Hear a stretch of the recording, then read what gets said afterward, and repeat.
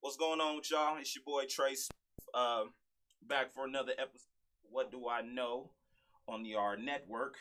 I got me a co-host with me today. Ruckus is she stepped away for just a moment. She got mommy duties. So we doing all the gang shit while she gone. For sure. For sure. But it's your boy Antonio. Yeah, introduce yourself. Let them know who you are. Already, y'all know who it is. Your boy Antonio, the Colorado plug. I play the most Colorado music.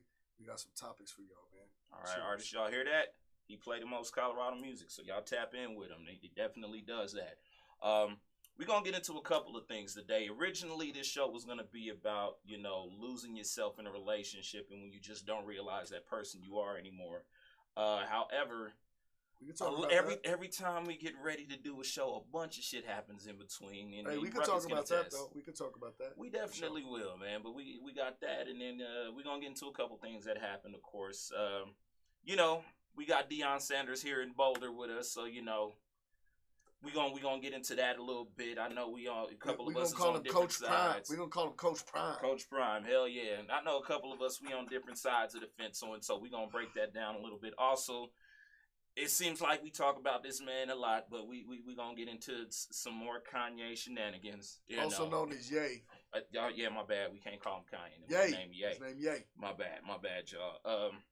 But yeah, let's get into it. I got a couple of questions as far as losing yourself when it comes to a relationship, and because I have a family member right now who I feel like that's exactly what's going on with her. And as much as you want to step in and be that person that says, hey, I can tell that this person don't mean you no well, this person ain't shit, and I hope he sees this, you ain't shit, sir. But you can just tell like how does one intervene in that type of thing, or how do you when do we as a human being identify when we've lost ourselves in a situation and we're doing things that aren't necessarily us anymore because we have that fear of what's next, you know what I'm saying, or what comes outside of this person? That's actually crazy because I have 3 sisters and I have a ton of female cousins and aunties that I grew up with, so I've seen this particular situation you're talking about more times than I care to admit, you know what I'm saying? Yeah. But I mean, I think that a couple things I've learned. One is that you can't talk somebody out of a bad relationship. You know what I mean? Right. It's just not possible. I done seen women sit together, cry all day, hug each other, and talk to each other, and the next day the girl, whoever it is with the dude again. You know what I'm saying? Yeah, I've seen that plenty of times. So I don't think you could talk someone out of a bad relationship. Like sometimes a bad relationship, there's a lot of things that is different aspects that is keeping that person in it. A lot of it has to do with self-image. You know what I'm saying? True, and the self-image of how they perceive themselves is what keeps them in that particular relationship. They don't feel like they could get someone better, or they victim blame themselves. They feel like they're the reason that person is treating them that way, or they're not good enough, or if they get better, maybe that person will treat them a certain way. So you're dealing with multiple layers of psychology. You know what I'm saying? True. Yeah. When you're dealing with someone in a toxic relationship. And that's just on one side. That's just one of the people. That's not even the other person. Yeah. You feel what I'm saying? So I think Like the best thing I've adopted the mentality that the best thing you can do for someone who's in that relationship is just support and love them. Because you can't sit there and talk to them in their face all day because they'll stop coming around you. You know right. That's real. If that's where the relationship is, where it's like, look, your relationship is so bad that if you come around them and talk to you about it and still know that they're not going to come around you no more, then you take that position. But if it's a person that you care about and you want to see every day, you can't beat them up constantly about their relationship situation because they'll just stop fucking with you. Yeah, and do you feel like as cliche as this word is now, do you feel like lighting from maybe the other party plays a role in that, or is it a thing where, is it a courage versus fear thing? Because I do feel like at times it is a courage versus fear thing where, again, that fear of the unknown and actually having the courage to say, this ain't right for me. Let me get the fuck away from this. You know what I'm saying? It's personal because people are dynamic, and when you get two people together, the dynamics of that together is like, you know what I'm saying? You have so many variables. But I will say this, and my wife is gonna hate this if she's watching. I'm sorry, but I've been studying the word gaslighting. Gaslighting came from a book. There's a comment. It comes from a book where the dude was lying to her and making her feel crazy the whole time. And gaslighting got added to the dictionary as the #1 used word this year. And I feel like gaslighting, the term is overused by people who don't understand it. And very all much kinds so. of Very things, much so. all kinds of things fit gaslighting, and it's not always gaslighting. Like that's become a blanket term for a bunch of behaviors that people don't know how to articulate. You know what I'm saying? True, definitely. So, gaslighting is a problem in relationships, #1. But do those people understand what actual gaslighting is? That's a whole nother dynamic. You feel me? Like, I feel like, and ladies, I feel like you really, really, really need to understand what gaslighting is before you say it. Because I feel like a lot of times people just use gaslighting as an excuse. It's like, okay, almost like a safety net. Here's an example. It's the safe way to go when having that conversation to just go, oh, that's gaslighting. It's It's like, you know how people go, you say to Auntie, how do you know? And she's like, I know these two people are doing something. And she's like, I got discernment. You know what I'm saying? And you're like, discernment isn't a skill that actually is quantifiable. This is a term people have made up to fit a whole bunch of stuff they can't explain into a word that they can use at any convenient time. Oh, because I got discernment. No, because you heard their conversation or something happened. It ain't discernment. Stop with the dumb shit. That's the same. That's the same thing that people do with gaslighting. I'm not saying everybody who uses gaslighting don't know what they're talking about, but most people don't read books, so they can't tell me that they actually understand what gaslighting means most of the time. And hell, the definition just got there, so it's possible that a lot of us could be using it wrong. You gotta read the history, and there's a book that it originates from. So you should read the book about what happened in that book to talk about gaslighting, because not everything is gaslighting. Y'all just be using this term, just throwing it loosely out there. Right, and I think do you and in those situations, do you feel like love is stronger than the unknown? Like, it feels like some people, they play it safe for, to spare someone in their feelings and not consider their own, when at the end of the day, I mean, we all know the Colorado, and this is another cliche as well, the Colorado dating pool has pee in it. But, at this point in time, it's like you either jump in that motherfucker or you don't. That is not true, y'all. Don't accept that. That is not true. The Colorado dating pool does not have pee in it. The cesspool has pee in it. Oh, that's you know what? That's even better. That's the even cesspool. Better. No lie. There's a group of an X amount of people that all think they the coolest. They got the flyest white outfit to wear to the white party. They got the most followers. They get bottle sections, whatever. Blah blah blah blah blah. All them people date each other and big up each other. And if you ain't in that group, you ain't with it. That's the cesspool. If you ain't in that group, then you ain't in the cesspool. There are a lot of great women out here. But listen, if you in the cesspool, you probably don't have the qualities that's going to attract that woman anyway. Right. I just went through that. That's funny. I just went through a situation where someone posted a picture of me and them, and she got a lot of hate from it. It was weird. The women didn't say anything. They just was like, oh, y'all are cute. the fellas were mad and You didn't have thumbs the down. clout. You know what I mean? You didn't have the cesspool clout.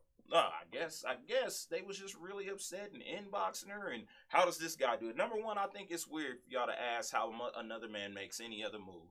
You know, you should be your own individual and try to make that move, or try to apply whatever things you learn in life, so you can have your own clear path instead of asking how a man attracts women.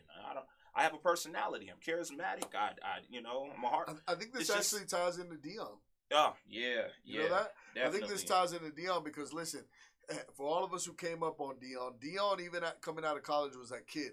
Yeah. He was sure of himself. He knew what he wanted. He had a great self-image. He had confidence. You know what I'm saying? He exuded all those things, and he exuded it on the field, and now he's exuding it as a coach. And the people who are mad at him are also the people who are unsure of themselves. True. They're also the people who have insecurities and don't know what they want out of life and is playing games with people and going through bad relationships and on Facebook with drama and blah, blah, blah, blah, blah. The people who are sure of themselves, who got confidence, who understand the lane that where Dion's operating from, I haven't seen none of them hating on what's going on. Right. Other than the HBCU thing, which is completely separate, so to speak. But like, I think that Dion is operating in capitalism, and he's a guy who's always operating. Go look at his interview the day he was getting drafted.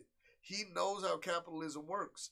His move to JSU was not a fluke. He didn't get the job he wanted at Florida, right? Or at Florida State.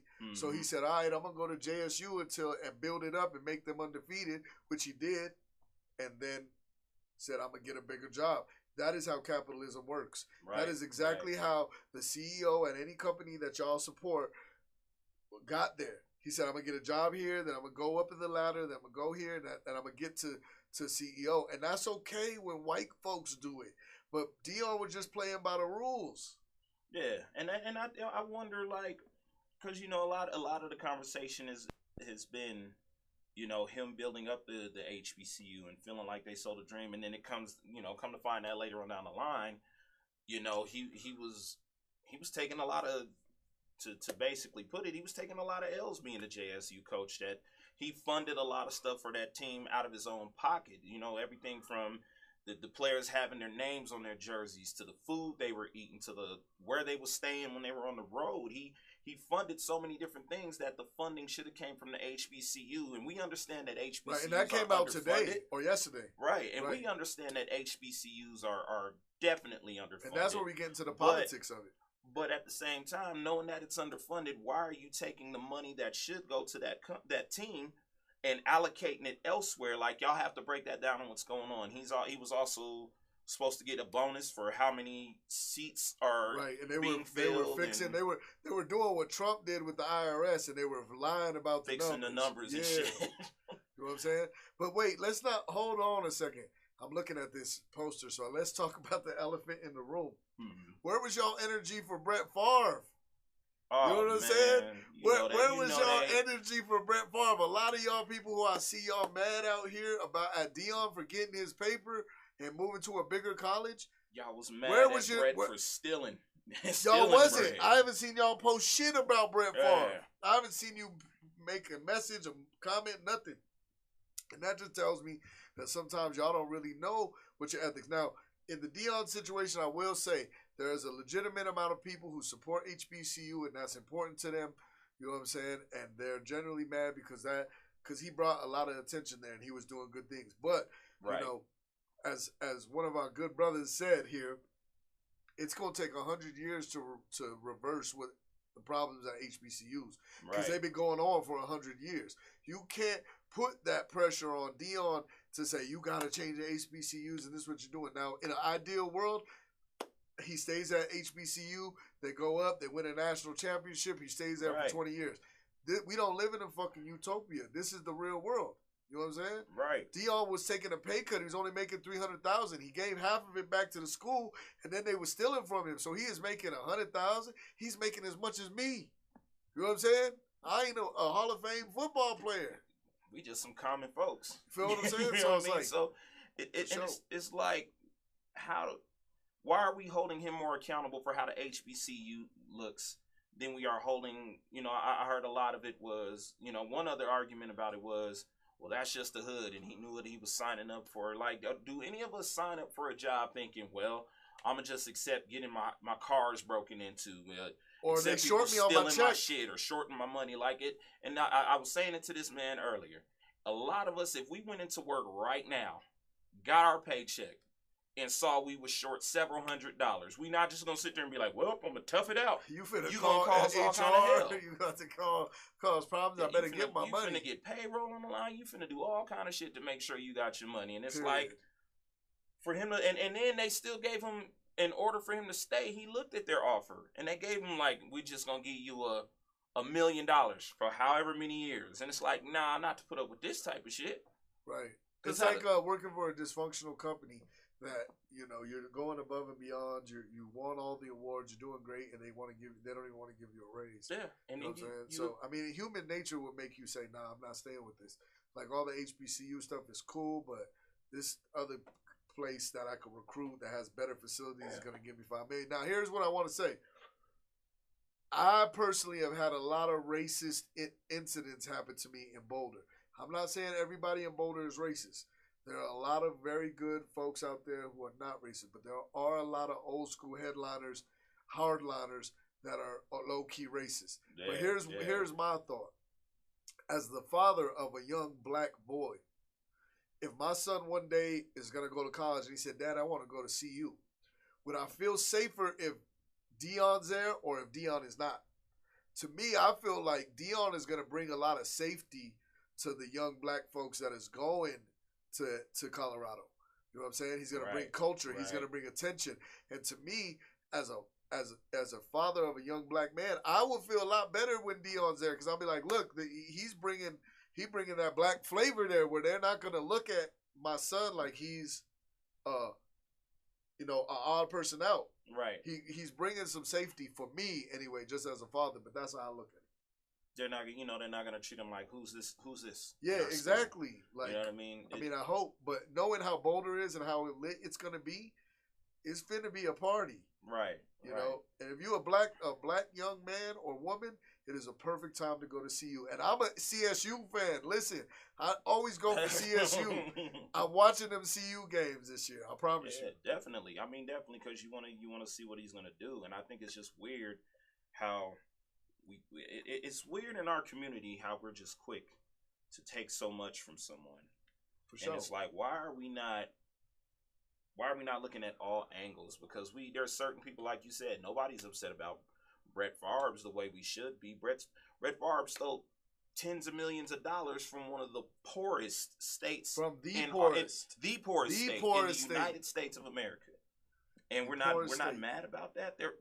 Mississippi, come on, y'all. I mean, I think it goes to show like the level of scrutiny there is for white folks at the same level as it is for people of color, right? Deion helped a school go 11-0 for the first time in their history. Right. He got top recruits to go there.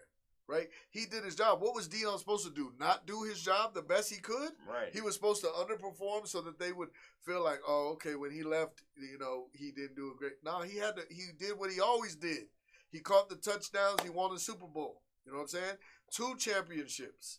Right? That's what Deion does. Right. So they shouldn't be mad. They should be celebrating Deion. And I agree. And I think that's what bothered me the most is I'm like, why are we not holding, if it's so much about the community, why are we not holding the community more accountable than, we live in this weird time where we hold the victim more accountable than the culprit.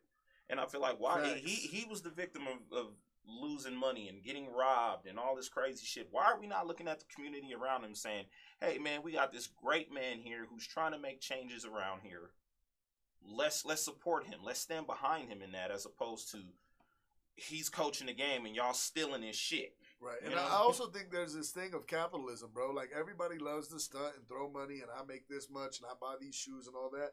Well, why can't Deion stunt and go get his bread? It's capitalism. Very much so. Very much so. That's the game of capitalism. He didn't make the game. He just playing by the rules. You know what I'm saying? Exactly. Like, why is that bad? I don't understand that. To me, you know what I mean? It's like, if he got an offer from the Denver Broncos tomorrow and they said $20 million and he left CU after 1 year, are we gonna be mad at him?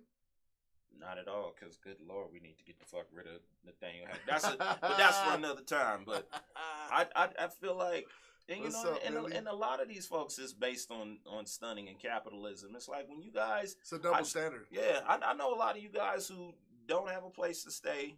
Laid up with your girlfriend in her house, she taking care of bills. He taking shots, living off your mother. Hold on, I gotta take a shot because you take a shot. But I know a lot of you cats who do that type of shit, and you ain't got nowhere to go, and you worry about it's dealing. like you worried about the wrong shit. You pocket checking another man, and you want to look fancy, but you don't like. Nigga, I'd rather go in there. I'd rather go where you guys go, looking like my regular old basic self, and be able to say I'm going home to lay my head down in my house in my place. You know, right. whatever the case may be. I'd rather have a busted ass house that I live in than to be banging on somebody else. Right. For sure. And I think that brings us to Kanye, man, because Kanye, like, oh man, no matter which way you look at it. Now, I'm not gonna say that I'm down with Kanye. I'm not. I loved Kanye as an artist. I'm still not totally there with what he's saying, but I will say this: Kanye makes people think and makes people talk. No matter which way you look at it, whether you on this side or that side, Kanye is good at doing what he does, which is being an disruptor and changing up. You know what I'm saying? The conversation. Now, the Hitler thing, it wouldn't be proper for any of us to get online and be like, but here's what I would say. I was in a discussion with a Jewish man on Facebook, and I will say this. As a Apache Nation, I'm from the Apache Nation. My people were in Colorado before it was a state. Before America was here, in New Mexico, Colorado, Arizona, we was all over this motherfucker. So I say this for my Apache Nation. There's only 63,000 left of us. Right. America killed 100 million natives. You don't get the same energy when you say America's genocide when you say Hitler. The word Hitler and all that, it has a power that fucks with people. Yeah. Because they've made it so, right? How is it that America got away with murdering 100 million people and it's not as taboo to talk about that as it is to talk about Hitler? I'm not saying what Kanye did is right, but all I'm saying is that he is injecting a conversation that people are afraid to have. Yeah. And I think, man, with that conversation is such a dangerous and slippery slope that I will say I wish that he was more careful about his words, because it's such a dangerous conversation to have, in the sense of, you know, you have the people who we could sit down and have a healthy dialogue and he could have our questions back and forth. It, and you know, in some cases agree to disagree, and that's that's respectful. But you have to know that, like, certain things are just like, yo, man, be careful about this. And it could be for a variety of reasons. We might just want to make sure you're straight. We might want you to just look after yourself. We want you to last a little longer. We want you to survive. That's why I thought it was dope when Dave Chappelle started his dialogue on SNL. Yes. Saying he's against all of that, but then he said, in that Kanye is how you buy yourself some time. And I was like, he gets it. He gets what we're trying. I get the slope. His tactics are different. Yeah, his tactics are different. But I do want to bring it back to Kanye because it's some deep shit. Listen, my shout out to Don Blas, my dude Don Blas. I worked with him for a long time. Oh shit. Heart of the City. Heart. Dang, I can't think of his foundation. But it was Blas that told me he was locked up with a skinhead, and the skinhead was like, and he was like, yo, like, they were having a real conversation because they in jail. You know what I'm saying? You in a cell with someone, you're gonna learn to have a conversation, a fight, and then after the fight, you're gonna have a conversation. Right. So he's talking to the skinhead, and he's like, yo, why do y'all hate? And he's like, we don't hate you. You know what I'm saying? I'm a Nazi. He was a neo-Nazi. He was like, he basically is the one that told him that Hitler knew that America had stole the real Jews, and that's how they were winning, and they were doing all this because they had the real people of God. So this is a philosophy that doesn't come from Kanye. This is a philosophy that comes from neo-Nazis themselves.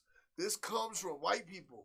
White people are the ones that are saying that Hitler was trying to expose America for stealing the real people of God. I don't know if y'all know that. Go look it up. It's public. I'm not making this shit up. You feel what I'm saying? But the trick to that is a lot of people what they don't see is Hitler wanted a pure white race. Yeah, I'm not saying Hitler's good. He's not good at all in my opinion. Like, but and I think it's and one of the people I got that from was my grandfather, Dionysius Melton Smith, because he was involved in that war, and he said, no, he didn't like nobody. My grandfather, both of my grandfathers were in World War II. So he was like, nah, that man didn't like nobody, and quiet as kept. If America didn't act on the world stage while everybody was watching, people of color would have been next. Facts. And that's what a lot of people... Well, actually, they already were, because the World War II actually happened in Africa as well. Yeah. So, it's not they would have. They were trying to come to Africa. They were trying to get us Italy. Next. Yeah, Italy was coming across, fucking with Somalia and Egypt. So we already know that as facts. But listen, the Kanye, whether you like Kanye or not, you have to respect the fact that he's not scared. But here's a couple of problems I have with Kanye. The platforms he chose to do on, right? Like, if you go on Alex Jones, you know what I'm saying, and you start hearing what Kanye said, I feel like it's a double negative, right? You already on a platform that's viewed as racist. Yeah, because now that definitely comes off like you're pandering to this dangerous crowd. It's not like you went on CNN and had a conversation with fucking the chick that's always interviewing for Oprah. Like, what's the chick's name that interviewed R. Kelly? Gayle King. It's not like he was sitting with Gayle, right? Which is a very liberal media, and saying those things. He went on Alex Jones. You know who's watching Alex Jones, right? And I'm not gonna lie, I used to watch Alex Jones until he started with the Trump shit, and I found out he's Mossad. He's an agent, so you know what I'm saying. But and why do that, Kanye? Why go on an all-white platform? Why go on Tucker Carlson and those type of shit to say this? And that's the thing. I like the fact. I like when people are able to get together and have a better understanding of what's going on. Imagine if he did that with Tavis Smiley. Yeah. Imagine if he sat down with Thomas Gordon or some shit, or fucking Michael Eric Dyson or somebody like that. And that's my thing as well. Like, when you go on those platforms, you have to know the danger that comes with that, or even so much as making friends with a guy like Nick Fuentes, who Nick Fuentes believes very good point that the government should just declare martial law and let the military and the police come into, and I quote, urban communities and do whatever they want with them. That's what Nick Fuentes. So to me, I have to ask the question. Crazy. When you're making friends with a guy that feels that way about people who look like him, people that look like me, I have to go, hey, man, what is your goal here? Absolutely. You know what I'm saying? Because I hear a lot of times people say, well, this is checks, not checkers, and some you niggas don't even know how to play chess. I can't stress that enough. But when y'all say it's chess, not checkers, and this is all part of a plan. They don't even know the real kids talking about chess. I'm like, I have to ask you, okay, what part of the plan is this? Where he's making friends with a guy who believes the military and the police should come into the black community, the urban communities, and kill us if they want to. Right. So it's like we have to ask those questions. We cannot afford at this junction to stop and go, all right, man, I'm gonna trust you, and we gonna see what happens. If there's something that don't seem right, we have to ask, hey, what's going on here? And I want to use that point with Nick Fuentes to talk real quick about Latino, the colorism in Latin culture, right? Because his name is Nick Fuentes, right? So you think, okay, he's Latino, he should be on this side, right? Right. But here's the problem is, in every single Latin country in the history of the world, you have indigenous and European people who came together. Now, I want black people to understand this really well, and Latino people really listen to me. Now, I know black people think that a lot of, when Europeans came through, that only black people became slaves. That is not true. I just want you to know that. Right. In the book of colonialism, if you go to the University of East Anglia in London, where they trained the generals about colonialism, these motherfuckers studied for years before they sent them to a country. The first rule is separate the darks and the lights. So if there was a bunch of dark-skinned natives, they said, y'all over there, y'all over there. Now, what do you think happened to the dark-skinned natives? Slavery. Right? What happened to the light-skinned people? Indentured servitude. Thank you. They were forced into marriages. That is still slavery. Right. They lived in the house and had to marry the dude, but they didn't want to. You feel what I'm saying? So Latinos, you have to understand, we are products of slavery, whether you like it or not. And here's the other thing. Because there's colorism in every single country, that means that there's classism.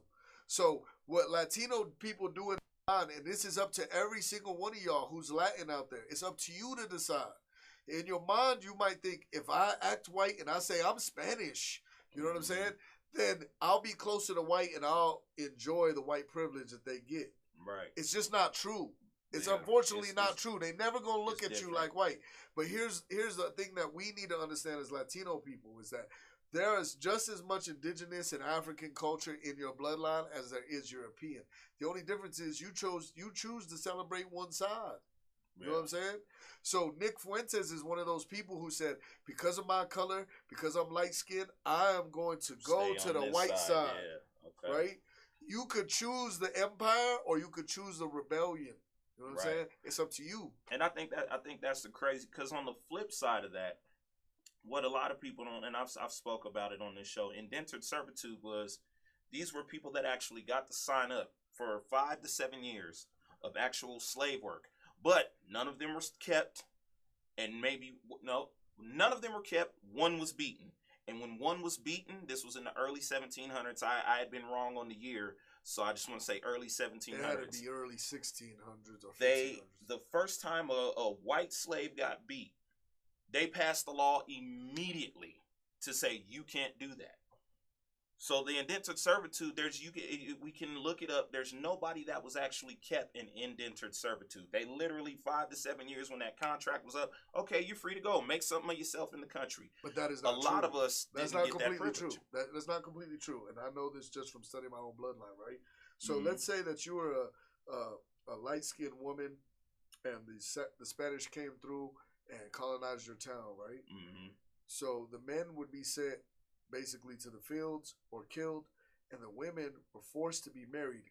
Matter of fact, go look up Emilio Zapata and his family. Okay. His mother was forced to marry a Spanish conquistador, right? And that's why part of why Emilio Zapata fought so much for African and dark-skinned people of Mexico.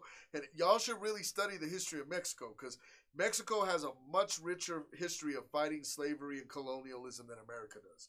I don't know if y'all know that, but like Cinco de Mayo is about the people of color defeating the European French, right? That's why it's so funny when white people will celebrate Cinco de Mayo. You're like, this is about us defeating you, right? I don't know if you know that. But what I'm saying is that when that woman became married into that family, if that husband died, they would marry her off to another person. So she was indentured servitude for life, and her daughters were indentured servitude for life. Do you see what I'm saying? Okay. So those people who were, it's like an uncle who touches a little girl, and no one ever says nothing about it. Right. Our people were forced into rape and murder. I mean, and incest and families that we did not want to be in, right? So it's like you got married to this person and he died. Now you got to get married to his brother and have all his kids. If you don't, we'll kill you. You see what I'm saying? Yeah. Okay. So it became these people became our family, but we didn't. Our early people did not choose that. We weren't. Yeah. You see what I'm saying? We weren't trying to get into that. They just wanted. They were humans. They wanted to live. They said, if you want to live, you better marry this motherfucker and have all his kids. Yeah. And Shut the fuck up. And it's fucked up on our end, because we didn't get that option very much. Exactly. You know what I mean? I have bloodline that's French. Okay, but why do black people often say I'm Indian, I'm Blackfoot, right? Now how many black folks have you met that say that? A lot, right? My grandfather's mother was Native American. Because it's true. You know what I mean? Right? So because it's true. Because what did I say? When they came in and colonialized, they said all the dark-skinned people over there. Some of those dark-skinned people that were just as black as the slaves they brought from Africa were natives. So they were forced to live in the same place or forced to be like, and there's books about this, y'all go look it up. Some of the Native Americans were sold back to Africa and then sold back to America. You see what I'm saying? And that's why Malcolm X said Plymouth Rock landed on us, because some of them were already here. Yeah. You see what I'm saying? So that's why when people always try to make fun of that and say, oh, yeah, okay, you Blackfoot. No, they really are. Black people are Native American in their bloodline, because a lot of those natives were forced to live and be slaves. Right. And then over time, they just became black. You see what I'm saying? Right. Right, and they went through the exact same things. I remember reading a lot of stories about the natives in Colorado and how, number one, they would dismember them and parade the body parts. Oh yeah, through they took downtown. four horses, and ripped them apart. They would parade the bodies through town. They got to a point where they surrounded, and I forget the name of the tribe. Forgive me for forgetting, but they would surround the tribe's land. It was Apache. And tell them, hey, if you come out of this, come out of your tents. And when they come out the tents, they'd either beat them to death or kill them. Yeah. And if you didn't come out of the tent, they'd set the tent on fire with you in it. Check this out. You know what I mean? Where Quebec and I-70 is? Right there, yep. Go drive down Quebec and I-70. What is the street that's right to the north of I-70? It's called Sand Creek Road, right? Yep. How many businesses have y'all drove by that's got the name Sand Creek? What happened at Sand Creek? Why the fuck are we naming streets and buildings after a murder genocide? Right? Exactly. Sand Creek is where they made us walk the Trail of Tears to the reservation. You know what I'm saying? Mm-hmm. This is how blatant folks are with the shit. So, like, me, I don't agree with everything Kanye does, but at the end of the day, I'm an abolitionist. So I'm like, hey, burn that shit down, Kanye. But I don't like his delivery. Yeah. You know what I'm saying? Yeah, I think his delivery could be much, much better. I'll give a perfect example to me, and this is somebody I've always dug when I started to really read up on them. And I started to read up on James Baldwin at the same time. Sure. Fred Hampton.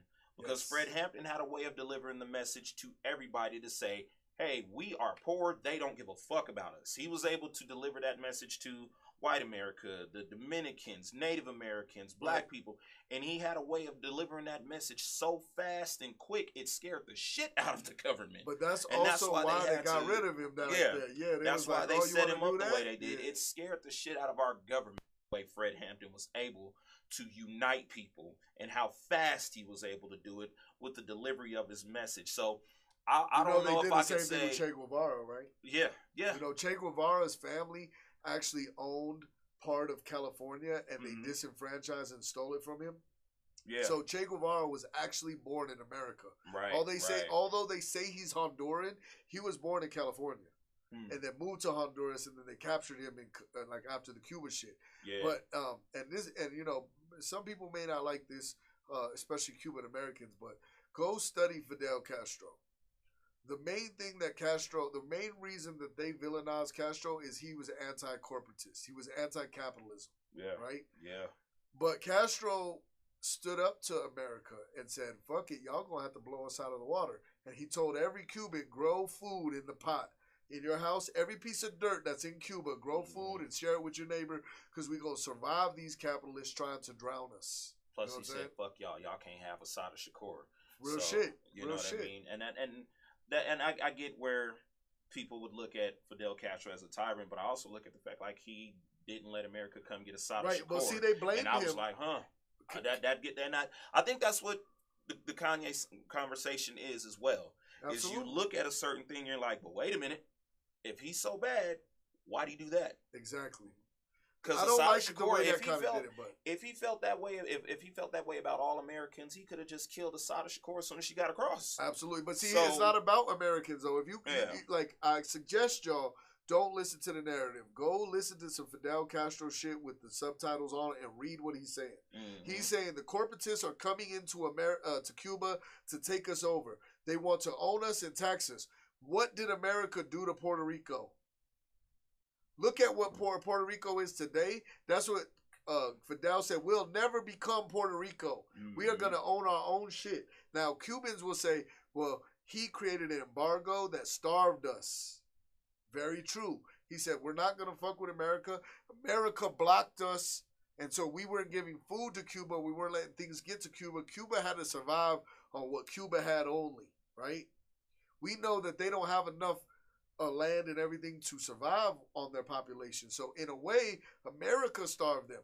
But certain Cubans who went through that, they feel like it was Castro's fault because he could have went with the Americans and got food and all that, but he didn't. So, you know what I'm saying? It's really how you look at it. But I look at Che Guevara the same way I look at Fred Hampton. And actually, the first book I ever read that was a chapter book was the biography of Huey Newton. And many people don't know Huey Newton was a doctorate. He was not some broke, uneducated dude from Oakland. He was a fucking doctor. Yeah. You know what I'm saying? He was very, very. They don't, and they, you know, I think they purposely don't try to give you that information until you sit down and really figure it out. We just can't judge Kanye. That's all I can say. It's like I don't understand what Kanye's doing. I don't agree with it. I don't like that he went on Alex Jones or went on Tucker Carlson. But I damn sure have raised my eyebrows, and for those people who say he has a plan, I'm like, all right, nigga, what's your end game? Right. There's those couple of pin marks. Right. Where's the end game? I think that's for me, and for me personally, I'm gonna have that question with anybody who brings me some sort of knowledge, and I go, okay, hey, I have questions about boom, boom, and boom. Can you answer this for me? For those of y'all who go, well, if you don't know, you just don't know, and all right, hey, never mind, I can't follow you then. But if we can have a conversation where you can sit down and explain these certain points to me and say, hey, I'm doing this because X, Y, Z, or this is happening because X, Y. Then I can go, all right. I'm torn by that. I'm going to tell you why. Because I am one of them people that sometimes I'm like, I'm not your fucking encyclopedia. Yeah. You have a smartphone in your hand. I've told you some terms. I've given you some citations. Stop being fucking lazy and look it up, right? So I do understand that point. Now, see, that's different because you give points, though. You give true. If I say, well, what's your resource? Where can I find that? Right, yeah. You're able to go. I'm always boom, providing links, or here's what I'm watching. I feel like people don't do their due diligence. It's like I've posted 8 links in our conversation. You've said nothing but your opinion. That's not fair, right? But here's what I will say is that like the knowledge is out there, right? Mm-hmm. Like we live in an age where we have phones that are more advanced than the computers they sent to the moon. Mm-hmm. You know what I'm saying? Yep. People are misusing the cell phone. Like, you can learn how to be a mechanic on a fucking YouTube. No bullshit. No bullshit. You can learn without ever going to school how to change everything in your fucking car, right? Mm-hmm. But y'all motherfuckers is on Facebook asking questions that you can Google. You see what I'm saying? So at the same time, I want people to come up to my level sometimes. Yeah. Like, listen, I spent my time reading books, listening to hours of lectures. I can't educate you. I'm not your teacher. I'll give you some words and some power words and some phrases and some citations. Right. You got to go down the rabbit hole yourself and have that diligence. But I think like people are in the fast food generation, right, where they want you to answer the question right now, and not all questions can be answered like that. Right. And I'm all right. Yeah. We gonna get a bit deeper into this, man. But we gonna go to commercial for just a quick second. And then, we're going to get back to it because I do have a pin that I want to put in that real quick, especially being in this new age technology and how people just want that microwavable answer or what did we used to call it that my great-grandmother had, Jiffy Pop. Yeah. How Jiffy Pop is instant once you put it on the fire. Yeah. So I definitely want to get into that when we come back from a commercial. So stick around. Don't go nowhere. We'll be right back with you. Yeah. What's up, Eminem?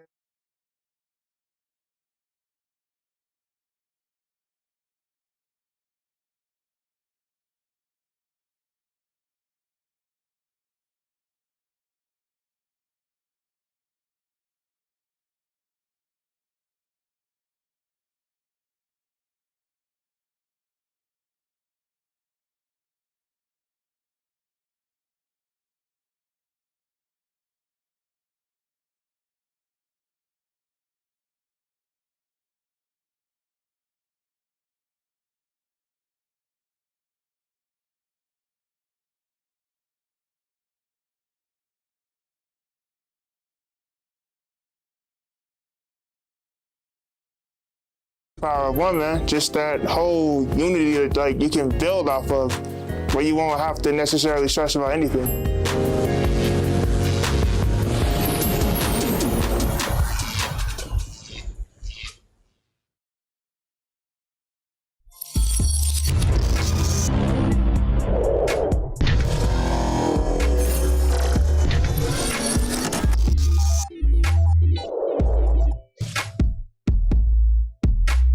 the power that we have if we were to give a positive message to the youth, and especially young black men and young black women. It'll be totally different than it is now. I think youth violence will not even, it will be a thing because there will be sin in the world, but I feel like it'll be a lot less than it is now.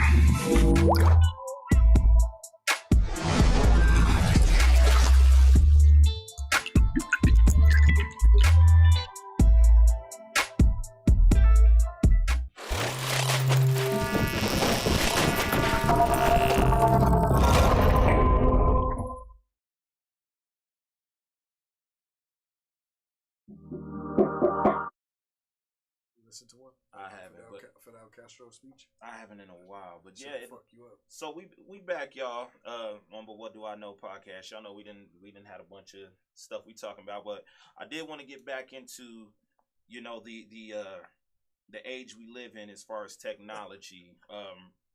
Right now, like I was saying earlier, to my co-host, I'm big on, you know, if you pass me some information, just give me the resource so I can say, okay, cool. Let me go do my own research. So I'm well equipped to have that conversation with you. I don't like walking into a conversation and I don't know what the fuck I'm talking about.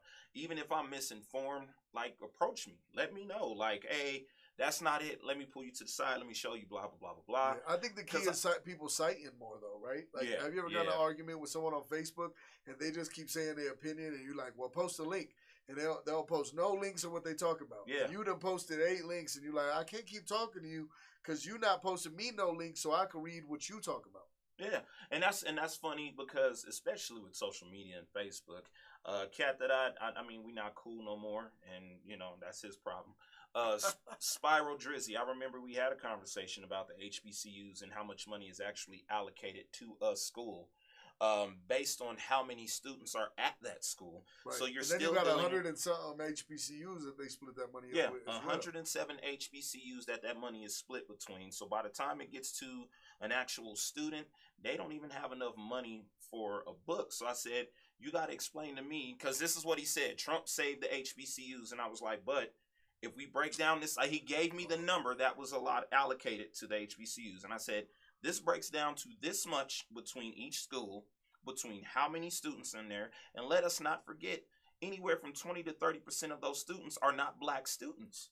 That's true. So the way it breaks down, I said, the math ain't mathing, my man. Like, you have to explain to me how he saved us when I could tell you some of the money that these schools are getting per student aren't enough to cover a book. And I know that from my friends who went to college and they didn't go. Right. I have friends who went to HBCUs and I have friends who went to regular colleges. And they've all said, let's say, for example, Howard gets $179 per student. That shit don't cover a book.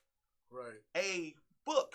So it's like y'all have to, that's what I mean by having your resource and being able to break the knowledge down is say, hey, well, explain this to me because I'm not quite getting it. And I'm not telling you got to give me the whole, but like give me somewhere to start where I can look at it and go, okay, let me read this. Look at your point, but like you know, let's not act like HBCUs are the end all be all for the way that people should build going forward. HBCUs were created to assimilate a large amount of people. HBCUs were created in the footprint of Marcus Garvey. Yeah. So if you understand what Marcus Garvey was trying to do and why they create HBCUs and Greek fraternities, is that the answer for black people? I don't know. I can't answer for black people, but I can tell you that it was funded by the very people that you're saying, you know, are trying to perpetrate this. The same people. So it's like a government. It's like a government. Any government agency, right? Have you ever been to the fucking DMV? Are those people nice? Do you think that money is flowing through there? It's not. It's an operational status. That's exactly the way that HBCUs operate, like a state operation. Right. And I can identify that definitely. And you know, and I think it's you can see when they give you these quote unquote handouts. Like I said, I think the Martin Luther King parade is the cruelest joke the government ever played because they killed him. That is let's keep it clear. Fucked up, bro. Martin Luther King did not die from the gunshot wound. When he got to the hospital, they spit all over him and suffocated him.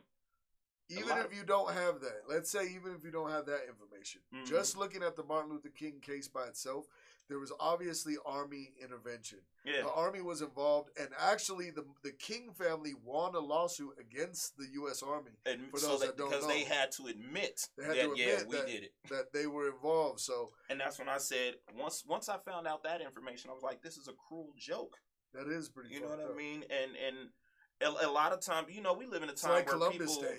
yeah, and we can get into that next. That's funny, but it's like when people say, they give the Disney version of Martin Luther King, where they can quote the "I Have a Dream" speech, but they won't give you the speech where he talked about he feel like he led his people into a burning building. Yes. They won't give you the speech where he says, why is it in the dictionary, when you look at the textbook definition of white and black, white means pure and holy and clean, and black means something dark and evil and sinister. Right. They don't talk about those type of speeches, and I'm like, we got to look at all sides of Martin Luther King instead of that Disney version. I can't completely diss Martin Luther King Day. Here's why. Number one, it wasn't there until 1983. It was by the efforts of Stevie Wonder and several other black entertainers and politicians that actually pushed to make it a day. So anytime that you push America to do something, they're going to homogenize it, right? Right. When they gentrify your neighborhood, what are they installing? Motherfucking coffee shops, froyo, and trendy restaurants, right? That is part of the system of homogenization. So in a way, like, if you want to have a Martin Luther King Day and celebrate him, you have to accept the homogenization because that's what America's gonna do. Right. You see what I'm saying? Yeah, so I don't want to shit on Stevie Wonder's efforts or none of those people. That part I don't want to shit on that, but I just feel like once we found out that information that they was responsible for it, it was like, oh, this is cruel. I feel like the American government never comes out, even when the papers are released or whatever.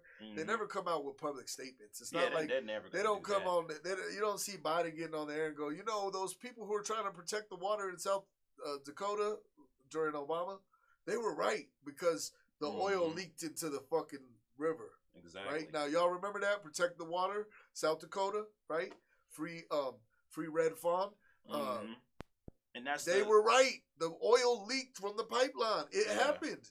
America ain't said shit about that. And that's the funny thing when we go back to Trump, not to stay on him because we definitely gonna get into Columbus. When we go back into Trump, it's funny because Dave Chappelle said, clear as day, he said, never have we had a person like Trump who has said everything that you think is going on behind these doors is going on. And I'm like, he's right in that sense. This nigga Trump just didn't give a fuck. He put his nuts completely on the table and was like, yep, that's what we're doing. I think Trump's a trickster, though. Trump is very good at taking a smidgen of truth and then smearing it. And I'll give you a perfect example. Here's an example, right? When Trump said America is losing millions of dollars because of immigration, right? People jumped on it. What he said was absolutely true. America loses money in healthcare and education and every facet because of illegal immigration, right? But what he didn't say was that the reason that there's more illegal immigration is because the system of immigration in America and the policy is not updated and funded so that we can get people through, so that amnesty works, so that people can pay taxes. He doesn't say that Republicans encourage illegal immigration because they know they can pay people an unethical wage and get slave labor, so to speak, without paying the proper wages. So it's like Trump always takes a little piece of truth and then wraps it in a bunch of bullshit. So I don't know. I don't fuck with what he says, but I pay attention to what he says because I realize that certain things he says have implications. But when we're talking about Trump, and I said this, y'all can go check my Facebook before Trump got elected.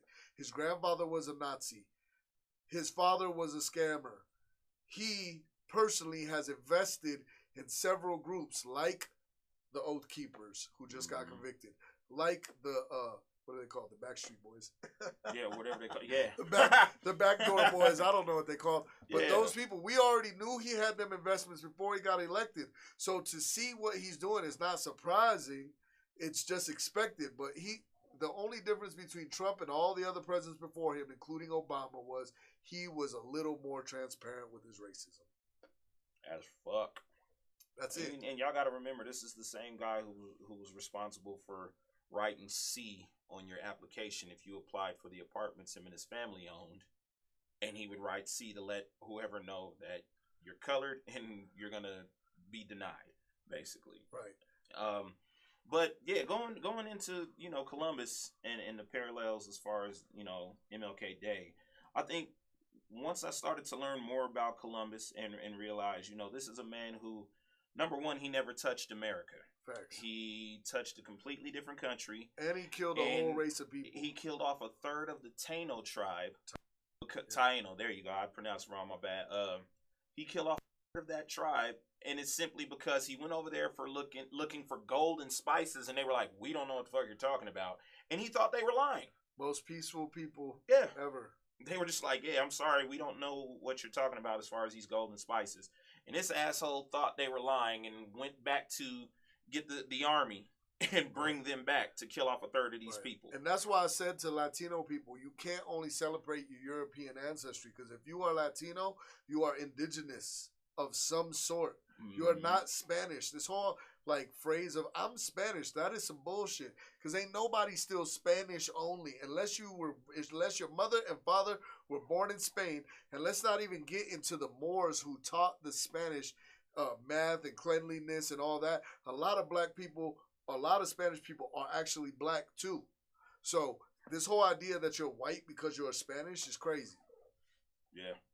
Yeah, very much so. And that ties to the whole Columbus thing. Like, they wanted to encourage European celebration, you know what I'm saying? By saying, because, Columbus was Italian, but working for the Spanish kings. Right. You know what I'm saying? Right. So you have a double celebration of Columbus. You have Spanish and Italian celebration. But I always felt like that was to marginalize the natives. Yeah. You know what I'm saying? Very much, yeah. Like, and this is what trips me out. Okay. Native American people were self-sustaining. They hiked, they hunted, they lived in tents, they replenished the land as they went, things like that. That is exactly what all these yuppie white people do every day. We're gonna go hiking. We're gonna be sustainable, right? They killed us for the shit they live in today. So you know what I'm saying? I'm anti-Columbus 100%. Indigenous People Day. Don't even say you celebrate Columbus Day around. Yeah. Period. It's like, I guess we'll enjoy the day of work off, but we're not going to pretend this guy did something extravagant. He didn't. He did a very fucking terrible thing. Yep. And I think that actually has to do with, losing yourself in relationships, right? Even losing yourself within yourself, right? Sometimes connecting with your history helps you understand who you are. And until you understand who you are, relationships are going to be difficult. Because definitely, if you're with another person that understands who they are or what their direction is or what they want out of life, and you don't, when you get with them, it's gonna be a difficult time locking that up, because there's one person who is headstrong, who understands, and another person who follows, and that may work for a time. You know what I'm saying? Like, you may have 6 months of good time because the one person that's following is taking a submissive role. You know what I'm saying? But at some point, that submissive role person is going to start losing themselves. And I'll give you a good example. Like, me, I'm married. I've been married for 5 years. The first 2 years, I had no idea how to be a husband, right? Because only thing I had, as a reference point, my mom and dad were not married. None of the women in my family are married. I didn't grow up around any married people. You see what I'm saying? Yeah. So the only marriage, stuff I had was TV, you know what I'm saying? Fresh Prince and whoever else had a healthy relationship on TV, right? So I had, and then being Latino, there's this idea that as a man, you have to do everything, right? The woman should just stay home and cook and clean and have the babies, and you need to do everything, which is crazy. To think that one person can handle everything in this world is nuts. But that's what I was putting myself under, because I didn't really understand how a marriage worked, right? And I, at a time, lost myself trying to be what I thought I should be. Yeah. As opposed to doing what made me happy. Right. See what I'm saying? Right. And that happens, I think, in a lot of relationships, because people watch their parents, or their parents were horrible, so they're like, I want to be the opposite of my parents, right? And they just live in the role they think they should live in, as opposed to who they really want to be. Yeah. You see what I'm saying? I completely get that, in the sense of, and you know what's crazy? I didn't realize it until recently. You know, my mother and father, they didn't work, you know, as a married couple. But in the end, when I looked at everything and, you know, before he passed, I kind of realized they spent their whole lives always looking out for one another. Even when she moved on to her relationships, he moved on to his relationships, they still spent their entire lives looking out for one another, making sure one another was straight. So that's once kind you of have kids, you stuck. I mean, it wasn't even by the, not stuck like negatively, but like I'm saying, you're still a unit. You know what I'm saying? Yeah. At some point, you still have to take care of them children. I mean, my son's mother can go to hell with gas and draws on, but that's my own thing. I'm working on that personally. But for me to watch them always try to make sure one another was straight, it was like, damn, I was actually getting the example the entire time. But I also got the example of, you know, when something doesn't work, when it's a dysfunction, it's not going to be healthy for anyone in the long run. So and that's what I mean, because I think we've all got to a point where we lost ourselves, or we've lost ourselves in that idea of what we think a relationship should be, and then we get into it and realize, man, this shit is actually some work. You know what I mean? It's not as easy as love. Because there's going to be them days where you might not want to be around. Love don't conquer all. Like, that shit sounds good. But in theory, it sounds great. That shit sounds good. But there's a lot of people who loved each other, quote unquote, that are not together. You know what I'm saying? Yeah, and I think it boils down to how much you can look in the mirror. You know what I'm saying? True. Because that's true. If you got two people that can't look in the mirror and tell the truth about their own self accountability, it's gonna be difficult for them to go forward, because this person is gonna resent that person, or vice versa. And it really takes two people with sound mind who can look in the mirror and go, this is what I'm doing wrong. Here's what I want out of this relationship, or here's what I'm willing to do to make this relationship work. You know what I'm saying? Because I'll tell you the truth, like the first 2 years of my marriage, I think I still operated like a single person. You know what I'm saying? Yeah. Even though I was married and I was committed to the marriage, there's just things that I did that as a married man now who's operating different, I realized, damn, that was disrespectful. You know what I'm saying? And it wasn't blatant disrespect. It was just habit.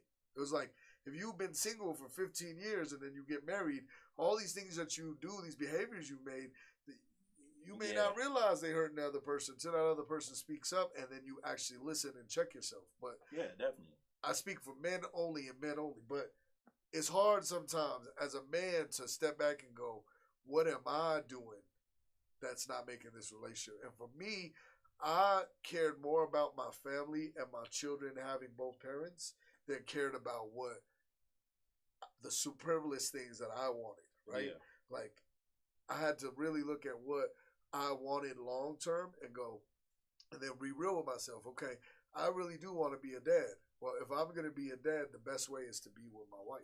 Right. You know what I'm saying? Right.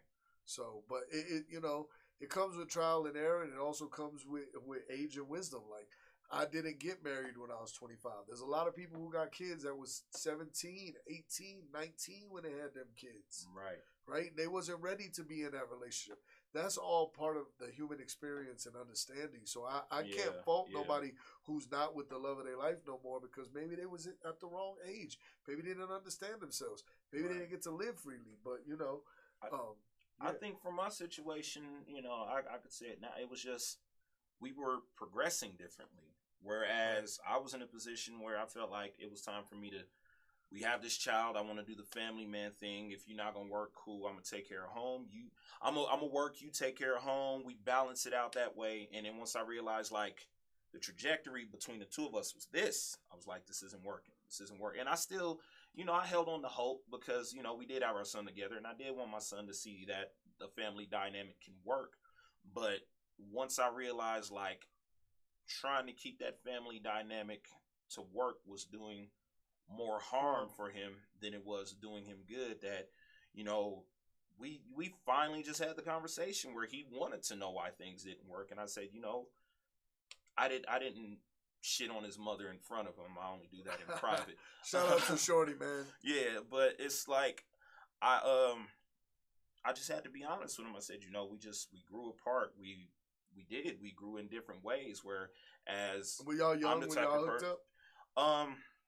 We was almost in our 30s. Well, we was young when we first met and dated. We was in our teens, and then later on we linked back up close to our 30s.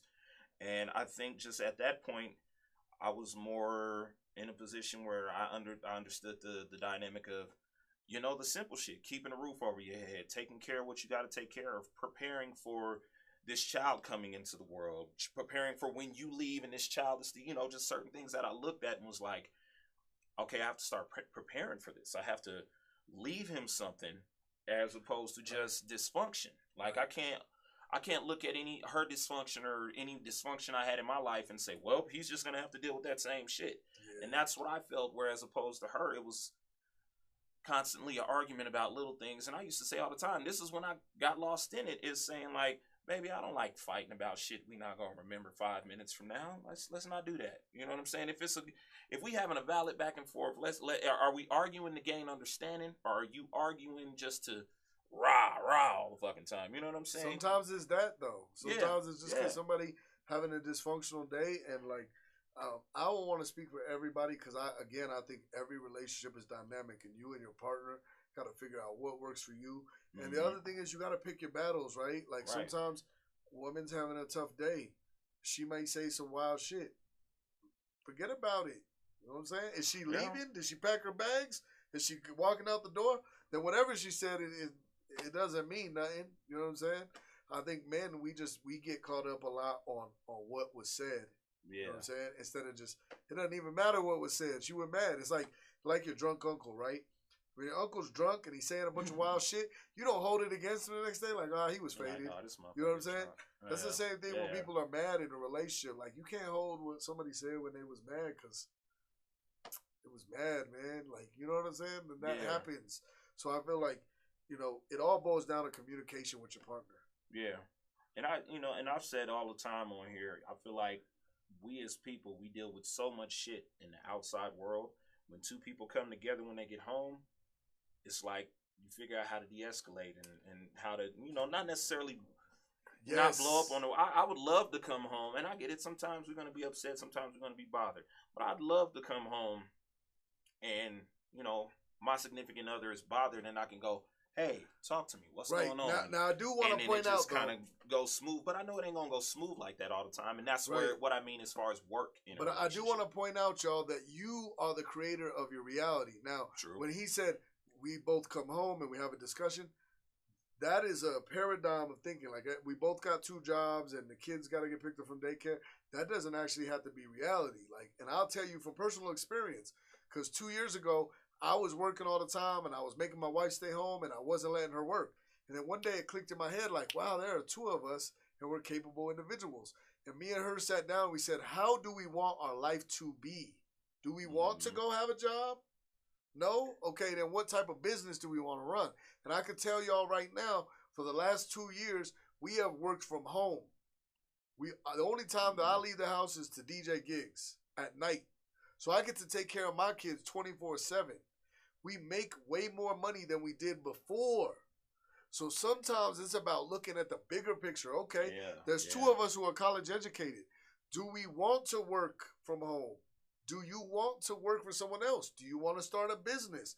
We have to be able to look at our lives and say, how exactly do we want our lives to operate? Because it doesn't have to operate the typical American way where 2 people have a job and you got daycare and all this other bullshit. You get to decide how your relationship works. Maybe one of y'all has a part-time job and a side hustle and the other one works from home, and then y'all are home all the time. Then there ain't no reason to be coming home from work having a discussion because y'all are learning how to live every day. So I say that only to say that don't get stuck in the paradigm of 2 9-to-5s, you know what I'm saying, and the typical American dream. It don't need to go like that. Right. You could own a business and he could own a business and both of y'all could work from home and make double the money, and your kids like, I'm blessed. My kids don't even know what a daycare is. They don't even know what a babysitter is. Yeah. They know daddy makes all the food and mommy's on her computer all the time.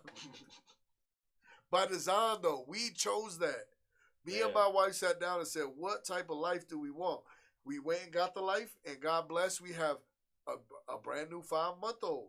You know what I'm saying? Right. She's been on the boob for 5 months. She ain't never had to go to daycare. No one's ever had to watch her. Yeah. Right? And that's big. I think that's where communication comes into play, because you guys were able to have that conversation and say, how is this going to work for us? If this is For what us, we want, yeah. how is this going to work? And I think a lot of people don't do that anymore. I think a lot of people get into it and feel like, well, this is what I need. This is what I need. Yeah. And one of the dope things. There's not a lot of concessions. Right. And I think one of the dope things that I've seen Will Smith say is her happiness is not, I'm not responsible for her happiness and she's not responsible for mine. True. We're supposed to be able to find our own happiness and then come together. Now, that is a huge problem. There's a lot of people that are dependent on each other. Yeah. Like, if I wake up and I have a bad day, your whole day's fucked up, right? Right.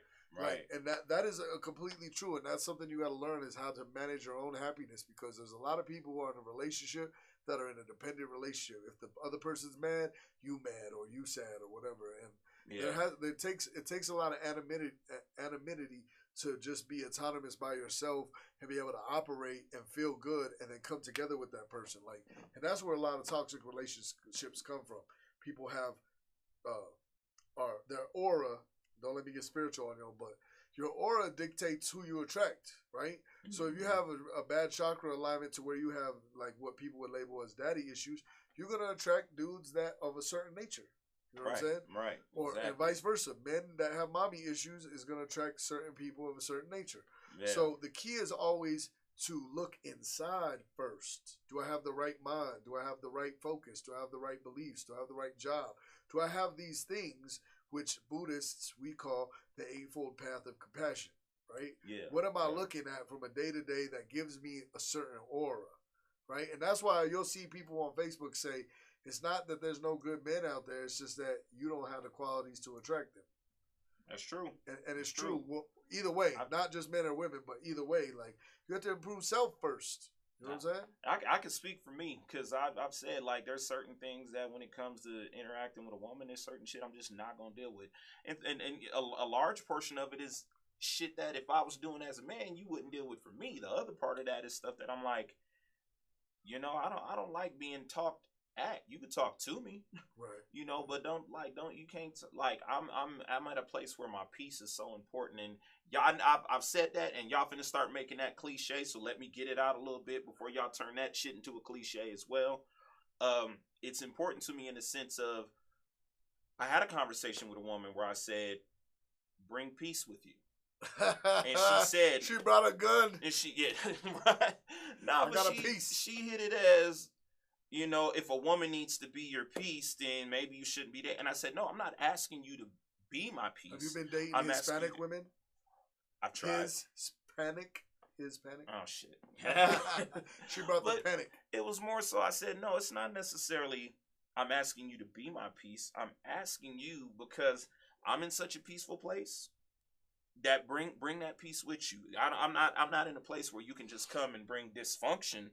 Because the same way I might have my dysfunction, I might have my own personal shit that I'm dealing with, I'm not going to present that in front of you and expect you to deal with my dysfunction and my bullshit, because I'm in a mature place where I'm going to, let me figure this out over here. And that's why there's a lot of fish in the sea, though. You know I think that what you're pointing out is that you don't have to date and get along with everybody. You got to find the person that matches with you, because, like, you know what I'm saying? I'm not going to lie. I went on a lot of dates that didn't go nowhere. But because I knew what I wanted, I was like, nah, you still in the club or whatever the issue was. Right. You know what I'm saying? I knew that's not what I wanted. You know what I'm saying? So it's like, it really comes down to personal. And then I think it comes down to communication. Like, prior to meeting my wife, I was in a couple of relationships, and both of them ended in the same way, where I said, I don't think this is going to go nowhere, and we don't want to have the same goals, so we should just move on amicably, which we did. You know what I'm saying? That part alone is a part that some people don't have. There's people that don't know how to just break up by having a conversation and moving on amicably. You know what I'm saying? There's a lot of fish in the sea, for real. Oh, yeah. But that's real. Like, you got to find a person that matches you. You know what I mean? Definitely. And that has to do with mine too. Like, I feel like a lot of people are visually stimulated, and they look and they go, "Oh, okay, I'm whatever I look like." You know what I'm saying? Right. This person looks like they fit me, or I'm at their level, or I'm trying to catch a 10. Well, listen, y'all, I'm just going to keep it real with you. There's only a certain amount, and I'm talking to ladies right now, there's only a certain amount of men that are 6'1" to 6'6", make six figures, are funny, have a good background, and know how to cook. There's only, 10,000 of those cats. If 5 million y'all are out for the 10,000, there's just not enough to go around. You're gonna have to change some of the details, and likewise, sometimes when you go after a certain list of things, there's things that come with that, right? Right. If you date if you say I only date rich men that look like this, half of those men are abusers, right? So if half of that pool is already have an abusive nature, it's likely that you're gonna meet somebody that's an abuser. Definitely. Right? So you can't well, all I'm saying is don't limit yourself to what you think. And people say, well, I know what I like. Well, if you know what you like, why are you single? That's real. That's real. Be open-minded to what might be out there for you. Yeah, because and a lot of times, we see it in Ruckus. Me and her have talked about it.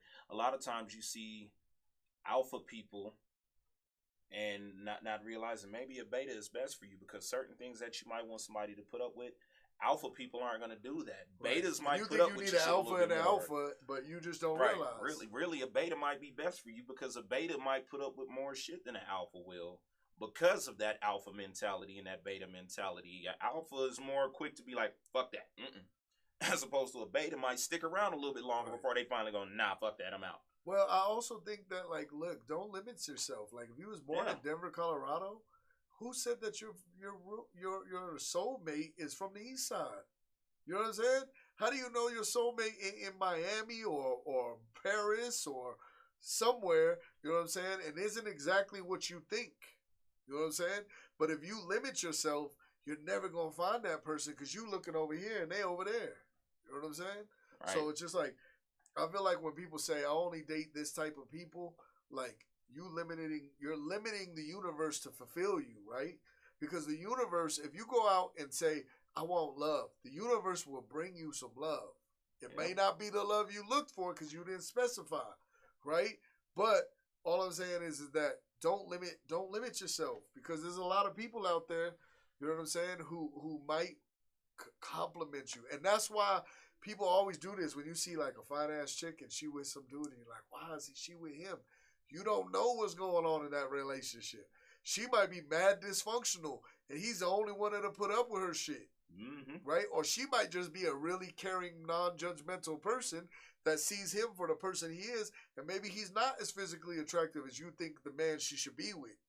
Right? Mm-hmm. So there's a lot of layers to that. It's like, you know what I mean? You can't put yourself in a box and think like, I want a Kardashian.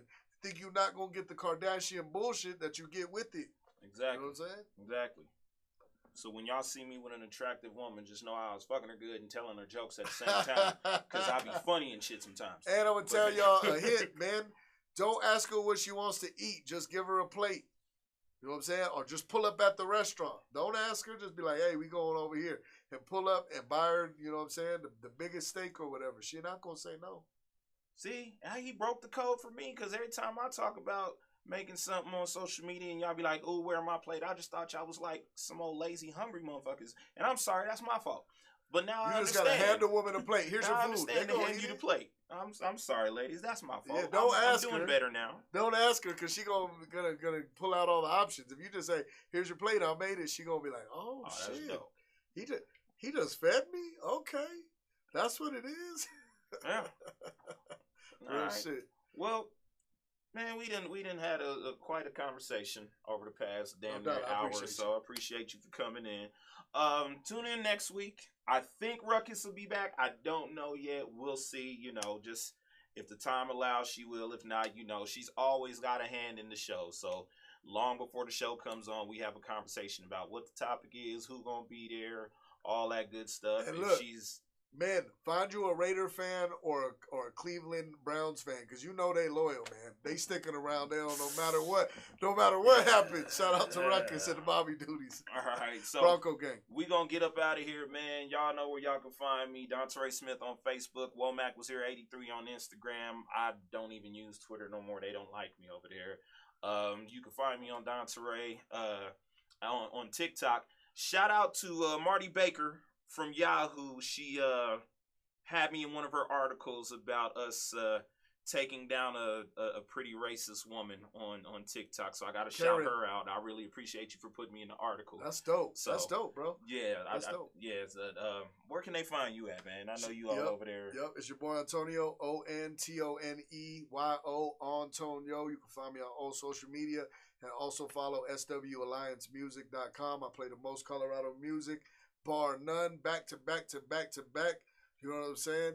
And I got 8 shit radio shows a week, so there's a show every day. Tomorrow, catch me on Icon Radio. Bam, there you go. All right, man, we going to get up out of here. Y'all take it easy. We will see you next time. Peace out.